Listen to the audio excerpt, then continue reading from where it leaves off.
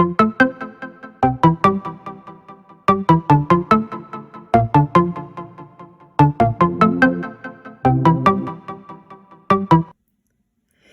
v-am găsit, dragii mei!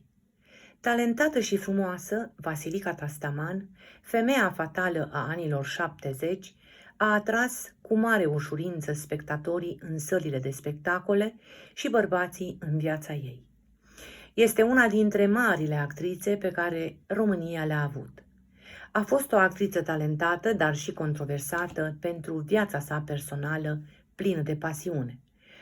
Aceasta a fost o actriță cu adevărat fermecătoare, chiar dacă nu a avut studii de teatru. După ani buni pe scenă, Vasilica Tastaman a plecat din țară și s-a stabilit în Suedia în anul 1981. Iar după 20 de ani a revenit în țară de dorul scenei și al colegilor. În martie, în anul 2003, îndrăgita artistă se stingea din viață la București din pricina unei grave boli la ficat. În Brăila, orașul ei natal, o stradă îi poartă numele. Haideți să urmărim împreună viața de poveste a îndrăgitei actrițe Vasilica Tastaman.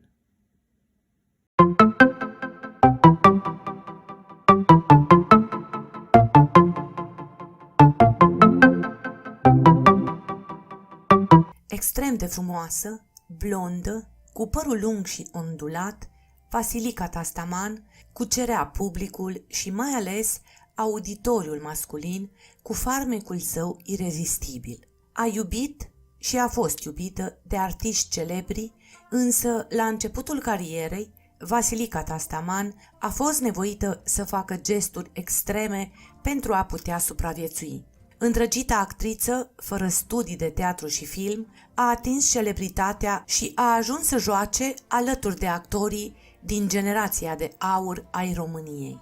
Actriță iubită și înzestrată cu un talent nativ, dar fără studii, a fost ca o flacără vie în cinematografia românească. La fel de puternic a ars, însă și pentru amorurile ei împătimite, nu puține la număr. Cu un talent remarcabil și o viață fascinantă, a captivat publicul nu doar prin rolurile sale. Plecarea sa, la 48 de ani în Suedia, părea să fi coincis cu sfârșitul carierei, iar revenirea pentru un ultim rol a fost umbrită de tragica sa moarte. Vasilica Tastaman s-a născut pe data de 6 octombrie în anul 1933 la Brăila și, deși a crescut într-o familie modestă, și-a găsit drumul către teatru și artă încă de la o vârstă fragedă. Pierderea tatălui la doar 14 ani a fost o grea încercare pentru ea, dar nu a renunțat la visul său. Absența unui sprijin financiar pentru studii nu a descurajat-o, iar pasiunea pentru teatru a condus-o către o serie de oportunități neașteptate. Probabil că pasiunea mea de spectatoare i-a impresionat, promițând un primul rol de copil ce se va ivi într-o piesă. Aveam 12 ani și, într-adevăr, repertoriul cuprindea destule texte și fetițe obraznice și copii orfani. Într-o zi, în mahalaua mea, a apărut o doamnă care căuta copilul actor. Astfel, am fost depistată, astfel mi s-a hotărât destinul, povestea în revista Teatrul din anul 1972 îndrăgita artistă. Debutul său în lumea teatrului a avut loc în anul 1949, pe scena orașului său natal, marcând începutul unei cariere strălucite. La vârsta de 16 ani, cu toate că anterior fusese ucenică la o fabrică de textile din zonă, Vasilica Tastaman a fost descoperită de talentata actriță Elvira Petreanu, care i-a oferit lecții de dicție pentru a corecta accentul moldovenesc. Fără a avea studii formale în arta teatrală, Vasilica Tastaman a reușit să impresioneze publicul și criticii deopotrivă, câștigându-și locul pe scene prestigioase, precum cele ale teatrelor Giulești și Bulandra. La vârsta de 18 ani, Vasilica Tastaman a devenit actriță la Teatrul Giulești din București, o oportunitate pe care a primit-o de la doamna director Elena Deleanu. Primele zile la teatru au fost dificile, cu sacrificii considerabile. Într-un an a dormit în teatru, întinzându-se pe 4 scaune și încălzindu-se cu un reșou. Situația era mai bună în timpul spectacolelor clasice, când apăreau decorațiuni pe scenă, iar Vasilica putea folosi o canapea pentru odihnă. Un an am dormit la teatrul din Giulești pe 4 scaune și aveam un reșou. Când se jucau spectacole clasice, o ducea mai bine. În decor apărea câte o canapea și mașiniștii mă întrebau dacă vreau să o lase pe scenă ca să dorm pe ea, povestea actrița. Cariera sa vibrantă a fost profund influențată de una dintre cele mai mari figuri a scenei românești, Lucia Sturza Bulandra. În calitate de angajată a Teatrului Municipal București, astăzi Teatrul Bulandra, Tastaman era unul dintre actorii preferați ai femeii. Într-o zi, aflând că actrița intenționa să părăsească teatrul din București, doamna Bulandra a dorit să afle motivele acestei decizii. În cadrul discuției s-a descoperit că actrița nu avea unde să locuiască. Aflând aceste detalii, Lucia Sturza Bulandra a intervenit personal, cerând ajutorul primăriei pentru a obține o locuință pentru Vasilica Tastaman. Chiar dacă primarul a refuzat inițial, doamna Bulandra a insistat, ajungând să implore în genunchi ajutorul autorităților. În cele din urmă, Vasilica a obținut locuință cu ajutorul direcționat al Luciei Sturza Bulandra. În anul 1961, Radu Beligan a înființat teatru de comedie, iar printre actorii selectați pentru acest proiect se numărau Ștefan Ciubotărașu, Mircea Șteptilici și Vasilica Tastaman, marcând astfel o nouă etapă în parcursul său artistic. Vasilica Tastaman a fost o figură iconică care a captivat inimile actorilor celebri și ale multor personalități din acele vremuri. Cu un sex appeal fermecător și o voce inconfundabilă, a cucerit publicul anilor 60-80.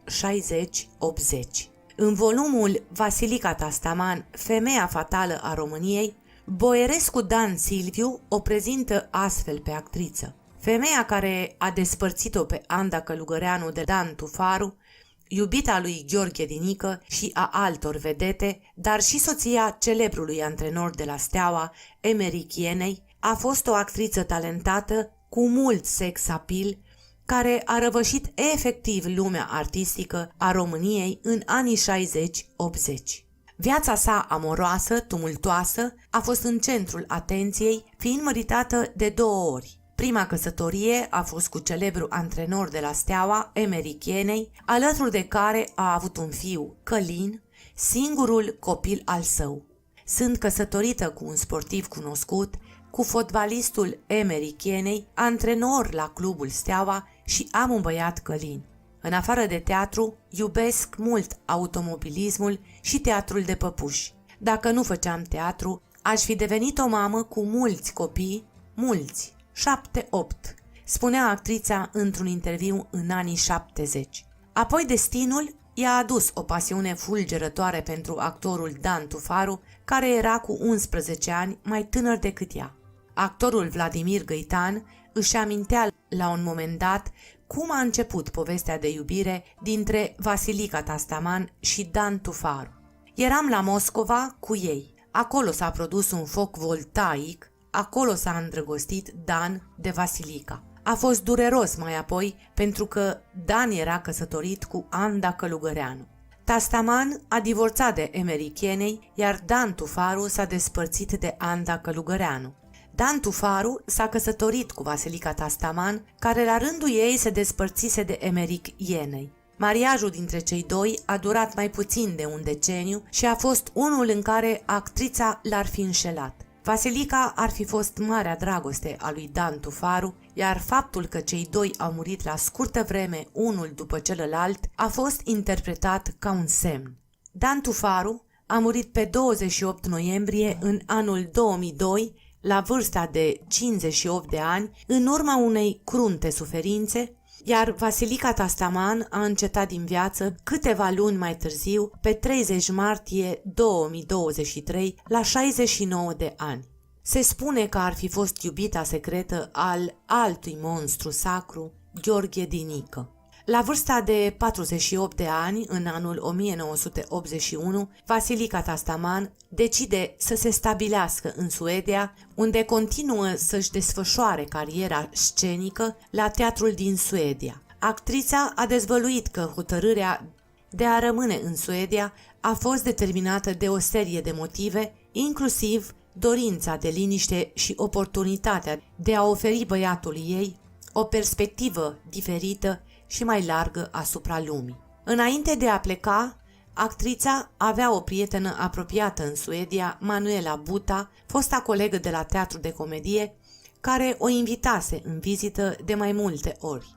În ciuda inițialului ei scepticism, după sosirea în Suedia, Tastaman s-a simțit minunat, iar gazdele au încurajat-o să rămână. Motivația principală pentru a rămâne în Suedia a fost legată și de beneficiile oferite de statul nordic, care asigură un nivel ridicat de susținere pentru cetățeni. Astfel, a considerat că această țară ar fi un mediu mai propice pentru dezvoltarea și educația fiului său. Cu toate acestea, în anul 2003, după 20 de ani petrecuți în țara nordică, actrița s-a întors în România pentru a juca într-un spectacol la teatrul de comedie. Își dorea să revină în spectacolele de la teatrul de comedie, chiar repeta pentru piesa Audiția, dar destinul a avut alte planuri cu ea. A murit pe 30 martie în anul 2003 în urma unei boli grave la ficat. A fost înmormântată în orașul Oradea, acolo unde locuiește fiul său. În Brăila natală, o stradă îi poartă numele. Moștenirea artistică a Vasilicăi Tastaman este una vastă și diversă, cuprinzând o impresionantă varietate de roluri, atât pe scenă cât și în filme. Timp de aproape 30 de ani a strălucit în roluri marcante, aducându-le viață cu talent și umor aparte. A strălucit pe scenele teatrelor alături de nume ilustre precum Grigore Vasiliu Birlic, Alexandru Giugaru sau Radu Beligan. În lumea filmului românesc a lăsat amprenta sa într-o serie de pelicule memorabile, aducând farmec și profunzime rolurilor interpretate. Printre acestea se numără contribuțiile la Dale Carnavalului, Toamna se numără Bobocii, Păcală, Veronica sau Neamărin miliardar. Cu o carieră impresionantă și contribuții remarcabile atât în teatru cât și în cinematografie, Vasilica Tastaman a lăsat o amprentă profundă în istoria artistică a României, fiind apreciată pentru talentul, versatilitatea și pasiunea sa pentru artă.